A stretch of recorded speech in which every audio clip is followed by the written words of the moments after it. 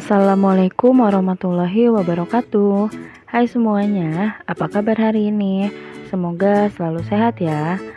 Nah, di video kali ini kita akan belajar bahasa Indonesia dengan judul teks eksplanasi.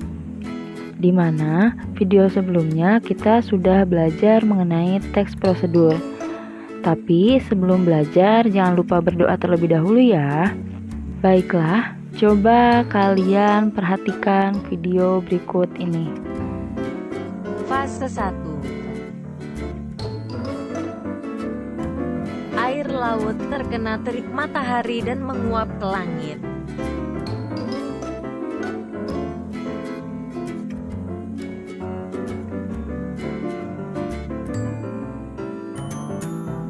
Fase 2.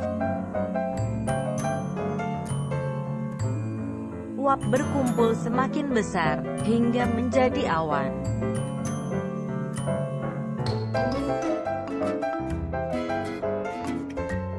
Fase 3. Awan tersebut tertiup angin hingga berpindah ke tempat yang lain.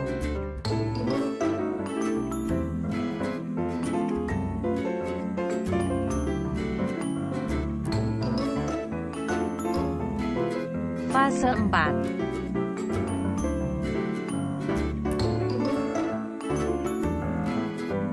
Di tempat baru yang lebih dingin, awan tersebut kembali menjadi butiran air. Proses ini disebut kondensasi.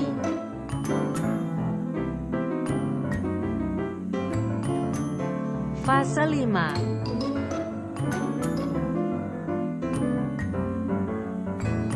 Kemudian butiran air tersebut jatuh menjadi hujan. Nah, video yang sudah kalian tonton tadi merupakan salah satu contoh dari teks eksplanasi, di mana dalam kehidupan sehari-hari, pada dasarnya teks eksplanasi sudah sering ditemui saat membaca berita atau informasi yang disampaikan orang lain.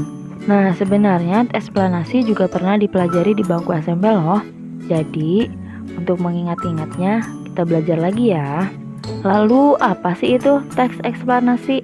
Nah, teks eksplanasi adalah teks yang berisi tentang proses mengapa dan bagaimana kejadian-kejadian alam, sosial, ilmu pengetahuan, budaya, dan lainnya dapat terjadi. Suatu kejadian, baik itu kejadian alam maupun kejadian sosial yang terjadi di sekitar kita, selalu memiliki hubungan sebab, akibat, dan proses.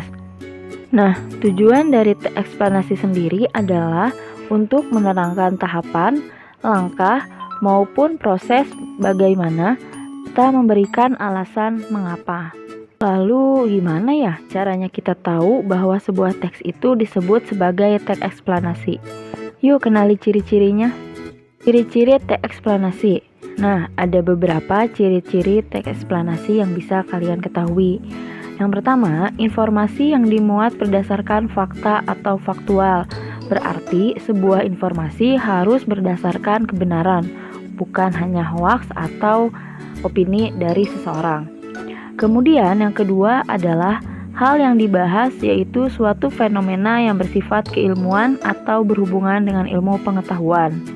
Yang ketiga, sifatnya informatif dan tidak berusaha mempengaruhi pembaca untuk percaya terhadap suatu hal yang dibahas. Kemudian yang terakhir adalah fokus pada hal umum atau generik, bukan partisipan manusia, contohnya tsunami, banjir, gempa bumi, hujan, dan lainnya. Kemudian jenis-jenis teks eksplanasi. Nah, ada dua jenis yang menjelaskan mengenai teks eksplanasi. Yang pertama, teks eksplanasi tentang alam, di mana jenis teks satu ini membuat bacaan di mana topiknya berhubungan dengan bencana alam. Kemudian yang kedua adalah teks eksplanasi tentang sosial. Di dalam jenis teks ini bisa diuraikan menjadi banyak topik, seperti mengenai budaya, permasalahan perekonomian masyarakat, atau yang lainnya.